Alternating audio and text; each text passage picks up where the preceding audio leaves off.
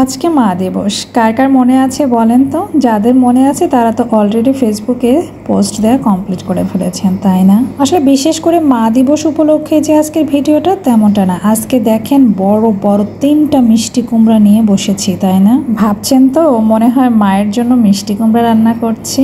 না, এই মিষ্টি কুমড়াগুলো বেশ কিছুদিন ধরে আমি রেখে দিয়েছি আমার বাবার জন্য, যে আমার বাবা যখন বাসায় আসবে তার জন্য হয় রান্না করব, নয়তো কিছু একটা করব আর কি। যেখানে বসে মিষ্টি কুমড়ো কাটছি, এখানে কিন্তু আমার বাবাও পাশে বসেছিল, তার সঙ্গে আমি গল্প করছি আর মিষ্টি কুমড়োগুলো কেটে নিচ্ছি। আর হ্যাঁ, যেটা কথা বলতে চাই, আবার দেখেন অন্যদিকে চলে আসলাম। আমি কিন্তু এমনটাই, আমার আব্বু অনেক গল্প করতেছে, তার ভয়েসটা তো আমি দেই নাই, পরে কিন্তু আমি ডাবিং করছি। আমরা কত দিবস পালন করি, তাই না? মা দিবস, বাবা দিবস।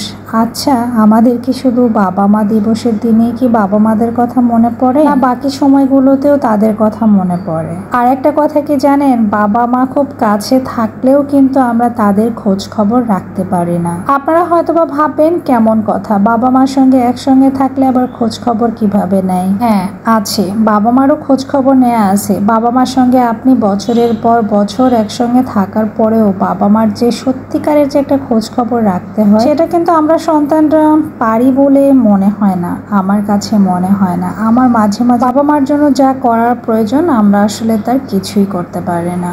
আমার বাবা যদি আমার কাছে থাকে, আমার মা যদি কাছেও থাকে, তার ভালো লাগা মন্দ লাগার খোঁজ খবর আমরা কি আসলে রাখি? এটা কিন্তু কখনোই রাখি না। আবার সবার ক্ষেত্রে ভুল, কিছু কিছু মানুষ আছে যারা কিনা বাবা মার একদম সত্যি সত্যি খোঁজ খবর রাখে। বাবার আসলে কি প্রয়োজন, মার কি প্রয়োজন, আসলে সে যে প্রয়োজনীয় জিনিসগুলো আমরা তাকে দিচ্ছি আদৌ কি তার ভালো লাগছে কিনা, এই জিনিসগুলোর খোঁজ খবর আমরা কখনোই রাখি না।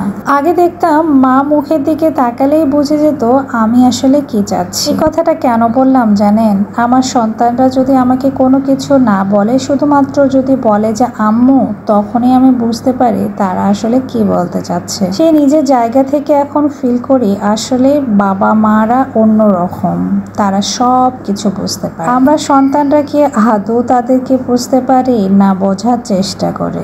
একজন মা 10 জন সন্তানের দায়িত্ব নিতে পারলেও না, 10 জন সন্তান কিন্তু একজন মায়েরই দায়িত্ব নিতে পারে না। কথাটা তেতা হলেও এটাই কিন্তু বাস্তব। দিন শেষে, সময় শেষে সবাই বাবা মা হবে, সবাই কিন্তু সেই একটা জায়গাতে গিয়েই নিজের বাবা মার উপলব্ধি করতে পারবে যে তাদের জীবনেও ঠিক এইরকম পরিস্থিতি পড়েছিল তারা। আমার বাবা তো আমার সঙ্গে বেশি সময় কাটায়, তার অনেক অনুভূতি বা তার অনেক কথা আমি শোনার চেষ্টা করি, তো তখন আমি দেখি আসলে আমার বাবার জীবনে অনেক অপূর্ণতা এবং পূর্ণতা আছে। গল্পগুলোই না আমাদেরকে সব সময় শোনায়। তো সবাই ভালো থাকবেন।